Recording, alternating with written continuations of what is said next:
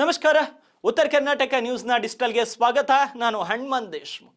ಭಾರತೀಯ ಷೇರು ಮಾರುಕಟ್ಟೆಯು ಇಂದು ಅಂದರೆ ಗುರುವಾರ ಕೂಡ ನಷ್ಟದಲ್ಲಿ ಮುಚ್ಚಿದೆ.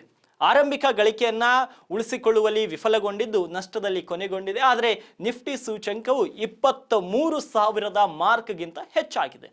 ದಿನದ ವಹಿವಾಟಿನ ಕೊನೆಗೆ ಸೆನ್ಸೆಕ್ಸ್ ಸೂಚ್ಯಂಕವು 32.11 ಪಾಯಿಂಟ್ಸ್ ಅಥವಾ 0.04% ಏರಿಕೆಯೊಂದಿಗೆ 76,138.97 ಮಾರ್ಕ್ನಲ್ಲಿ ಮುಚ್ಚಿದೆ. ಇನ್ನು ನಿಫ್ಟಿ ಸೂಚ್ಯಂಕವು 13.85 ಪಾಯಿಂಟ್ಸ್ ಅಥವಾ 0.06% ತಗ್ಗಿದ್ದು 23,031.40 ಮಾರ್ಕ್ನಲ್ಲಿ ಅಂತ್ಯವಾಗಿದೆ.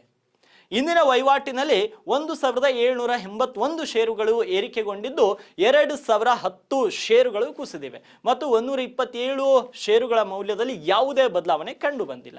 ಹಾಗಾಗಿ ಇವತ್ತಿನ ಟಾಪ್ ಗೇನರ್ಸ್ ಮತ್ತು ಟಾಪ್ ಲೂಸರ್ಸ್ ಗಳನ್ನ ನೋಡೋದಾದ್ರೆ ಟಾಟಾ ಸ್ಟೀಲ್ಸ್, ಸನ್ ಫಾರ್ಮಾ, ಬಜಾಜ್ ಫೈನಾನ್ಸ್, ಸಿಪ್ಲಾ, ಬಜಾಜ್ ಫಿನ್ಸರ್ವ್ ನಿಫ್ಟಿಯ ಟಾಪ್ ಗೇನರ್ಗಳಾಗಿದ್ರೆ ಅದಾನಿ ಎಂಟರ್ಪ್ರೈಸಸ್, ಹೀರೋ ಮೋಟರ್ಕಾರ್ಪ್, ಅದಾನಿ ಪೋರ್ಟ್ಸ್, ಇನ್ಫೋಸಿಸ್, ONGC ಟಾಪ್ ಲೂಸರ್ಸ್ಗಳು ಆಗಿವೆ. ವಲಯವಾರು ನೋಡಿದ್ರೆ ಮಿಡ್ ಕ್ಯಾಪ್ ಸೂಚ್ಯಂಕವು ಫ್ಲಾಟ್ ಆಗಿದ್ದು ಸ್ಮಾಲ್ ಕ್ಯಾಪ್ ಸೂಚ್ಯಂಕವು 0.4% ಕುಸಿದಿದೆ. ಇನ್ನು ಮೀಡಿಯಾ ಮತ್ತು ಮೆಟಲ್, ಫಾರ್ಮಾ, ರಿಯಾಲ್ಟಿ ಸೇರಿದಂತೆ ಇವೆಲ್ಲವೂ 0.5ರಿಂದ 1% ಹೆಚ್ಚಾಗಿವೆ.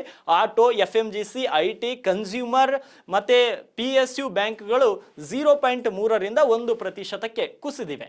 ಆದರೆ ಇವತ್ತಿನ ಷೇರುಪೇಟೆ ಲಾಭದಿಂದ ಶುರುವಾಗಿ ನಷ್ಟದಲ್ಲಿ ಕೊನೆಯಾಗಲು ಕಾರಣವೇನು ಅಂತ ನೋಡೋದಾದ್ರೆ ದೇಶೀಯ ಮಾರುಕಟ್ಟೆಯಲ್ಲಿ ಹಣದುಬ್ಬರು ಜನವರಿ ತಿಂಗಳಿನಲ್ಲಿ ನಿರೀಕ್ಷೆಗಿಂತ ಹೆಚ್ಚು ಕೂಲ್ ಆಗಿದೆ. ಹೀಗಾಗಿ ಷೇರುಪೇಟೆಯಲ್ಲಿ ಆರಂಭಿಕ ಚೇತರಿಕೆ ಕಂಡು ಬಂದಿತ್ತು. ಆದರೆ ಅಮೆರಿಕದಲ್ಲಿ ಜನವರಿಯಲ್ಲಿ ನಿರೀಕ್ಷೆಗಿಂತ ಹೆಚ್ಚಿನ ಹಣದುಬ್ಬರ ಕಂಡು ಬಂದಿತ್ತು. 2025ರಲ್ಲಿ ಫೆಡರಲ್ ರಿಸರ್ವ್ನಿಂದ ಹಲವಾರು ದರ ಕಡಿತಗಳ ನಿರೀಕ್ಷೆಗಳನ್ನು ಹುಸಿಗೊಳಿಸಿತ್ತು. ಇದು ಇಡೀ ದಿನದ ಸೆಷನ್ನಲ್ಲಿ ಹೂಡಿಕೆದಾರರ ಭಾವನೆಗಳ ಮೇಲೆ ಪರಿಣಾಮ ಬೀರಿತ್ತು.